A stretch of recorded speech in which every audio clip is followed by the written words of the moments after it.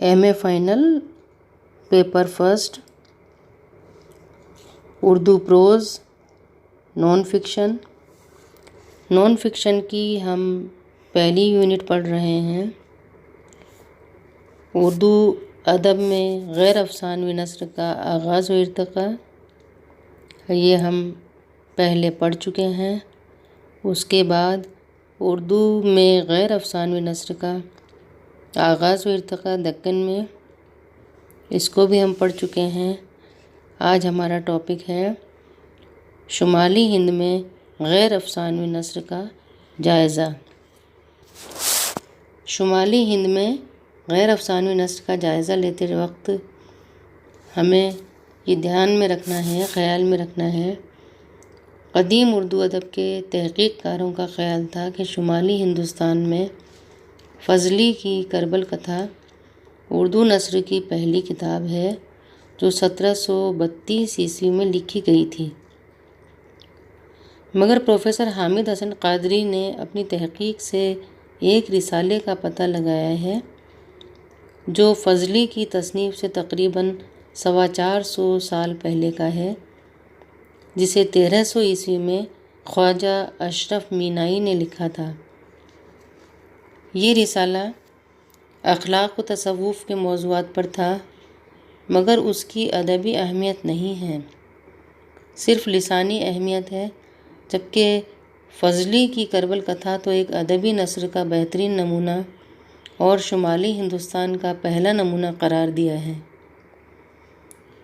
ہم اس تاریخی حقیقت کو نظر انداز نہیں کر سکتے کہ مکمل ذوق و شوق کے ساتھ شمالی ہندوستان میں اردو نثر کا آغاز دکن کے بہت بعد میں ہوا۔ اردو کی پیدائش کے سلسلے میں بھی ہم یہ بات پڑھ چکے ہیں کہ اردو پیدا تو شمالی ہند میں ہوئی، لیکن ادبی تصنیف دکن میں پہلے آئی۔ اسی طرح سے یہ حقیقت ہے کہ مکمل ذوق و شوق کے ساتھ شمالی ہندوستان میں اردو نثر کا آغاز دکن کے بہت بعد میں ہوا، کیونکہ اس وقت شمالی ہند پہ فارسی زبان چھائی ہوئی تھی۔ دوسری وجہ یہ بھی کہ اس وقت شعر و شاعری کا ذوق و شوق حاوی تھا اور نثر میں کسی کی دلچسپی نہیں تھی۔ جب نثر نگاری ہونے لگی تو اس پر کئی برسوں تک فارسی رنگ یعنی فارسی نثر کا رنگ چھایا رہا۔ فارسی کے اثر سے اردو نثر باہر نہیں آ سکی۔ شمالی ہند کی نثر کے شروعاتی دور میں غیر افسانوی نثر کے 3 نمونے بنیادی طور پر نظر آتے ہیں۔ دوسرا نمونہ میر عطا حسین خاں تحسین کی کتاب نو طرز مرصع ہے، جو انہوں نے 1798 عیسوی میں حضرت امیر خسرو کی فارسی کتاب قصہ چار درویش کا اردو میں ترجمہ کر کے لکھا تھا۔ ان نمونوں پر فارسی نثر کا بہت گہرا رنگ چھایا ہوا ہے۔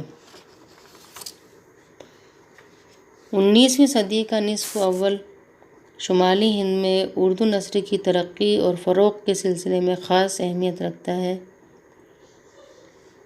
حالانکہ 19ویں صدی کے اس دور میں نثری لحاظ سے کوئی بڑا انقلاب نہیں آیا تھا، پھر بھی روایتی حدوں سے غیر افسانوی نثر نکلنے کی کوشش کرنے لگی تھی۔ فطری انداز میں حقیقت نگاری پر توجہ دی جانے لگی تھی اور نثر کا ادبی درجہ بلند ہونے لگا تھا۔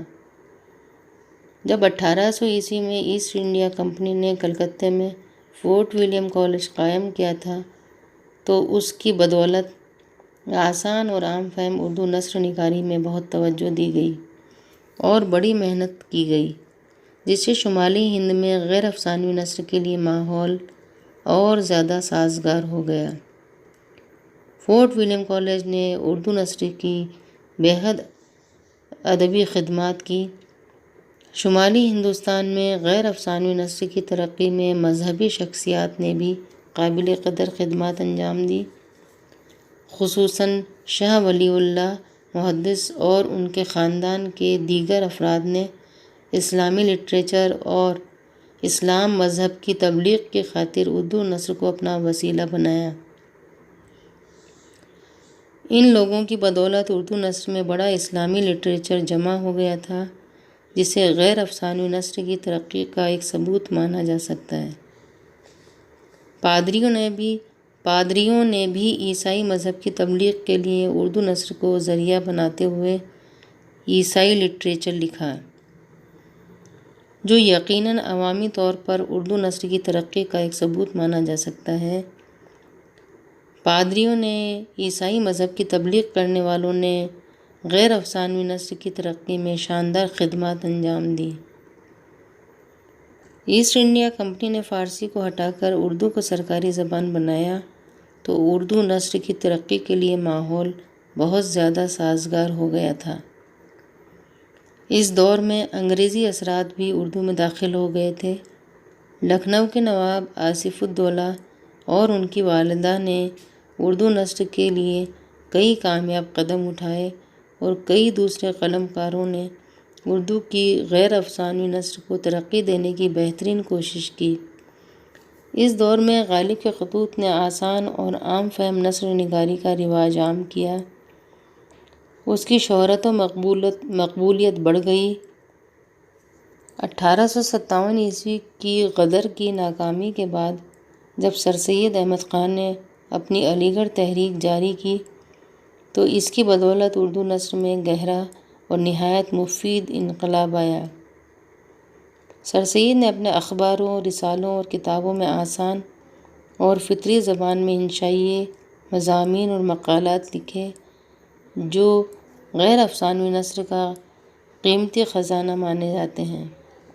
ان کے علاوہ ان کے ساتھی الطاف حسین حالی، محمد حسین آزاد نے اپنی بہترین نثر نگاری سے شمالی ہندوستان میں غیر افسانوی نثر کو آسمان کی بلندیوں پہ پہنچا دیا۔